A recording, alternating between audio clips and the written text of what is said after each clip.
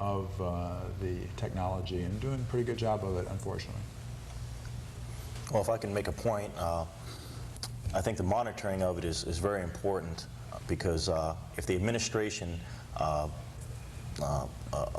the upper tier says, hey, you need to follow this rule and that rule as far as testing urine samples, it needs to be followed without apathy, because I was in military service, and as long as the guidelines were fulfilled, okay, we need 12 samples.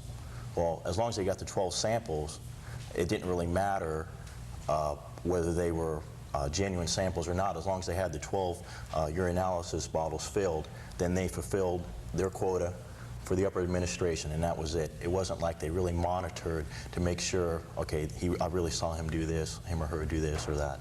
So you need to really monitor it closely. Since we've been kind of critical of some professional sports philosophy and supervising urinalysis and forcing people into treatment, one of the good things that I saw recently that happened was that Charles White, who was from the Rams, had a bad problem with cocaine. Recently in urinalysis test, he tested positive for alcohol, and he was suspended for 30 days. So I think that the thinking in terms of a drug is a drug, regardless of which drug it is or whether it's legal or illegal, but that once you have an addictive disease that you can't do any drugs, I think that philosophy is now a good one that they seem to be embracing, and we saw it in that particular case where they took positive steps to place him into treatment, and actually they probably could have slid out of that because his drug of choice was cocaine. But with him doing alcohol, he wasn't being abstinent, which was the goal, you know, was for him to remain. The criteria. Right, the criteria, right. Well, now, when someone is going to, say, go into weightlifting, there's a process that they use to build the body up that doesn't really involve steroids. Steroids is just an enhancement. Ed, why don't you tell us a little bit about the process when you start going into your weightlifting routine? Tell me a little bit about that. Well, basically, when in bodybuilding, all you're doing is putting resistance on certain muscle groups that perform certain movements. Some muscles push, some muscles pull your extremities, things like that.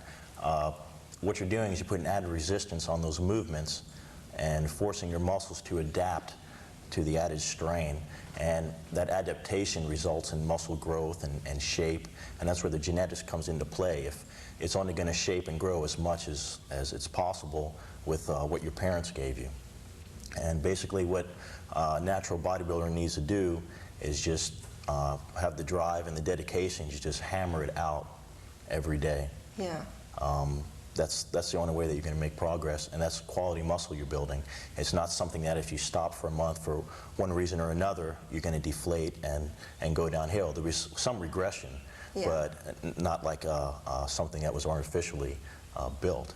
So that's what I believe in. Why don't you describe your routine for me? Basically, on chest and back day, I'll make sure I warm up, of course, make sure the joints and ligaments and tendons and the muscles know what to expect. And I'll first go into some heavy incline dumbbell presses. This is working the chest, and you use dumbbells to facilitate the movement of the chest. The chest movement is the chest movement is to bring the arms in towards the body, not necessarily to push out, but to bring the arms in. Yeah. And when you're using dumbbells, you have that range of motion. When you say incline, then does that mean you're laying down or sitting up or leaning back? You're on an incline. You're sitting down with your head vertical, but on an incline. So you're leaning back, looking up on a bench. And then you start pressing and doing your. You pick a couple 100-pound dumbbells up and put them on the racks and try to hammer out as many reps as you can get. Your growth reps generally are 6 to 8 reps. So what I believe in is picking, once you've warmed up, picking something heavy that if you're going to do 4 sets, maybe your first set you'll get 8 or 9. A rep, what is that, repetition? Repetitions, yes, okay. Correct. 8 or 9 repetitions. Second set, because you're fatigued, you may get 7. Third set, you may get 6. And your fourth set, you may get 6. But that's what you want to do. You're hammering the muscle and fatiguing it, forcing it to adapt to that added resistance you're putting on it. Then the next exercise I'd go to would be decline pullover presses, Which is? which is just like I was on an incline with my head above the rest of my body. Decline, you're on a bench where your feet are up and your head's closest to the floor. And pullover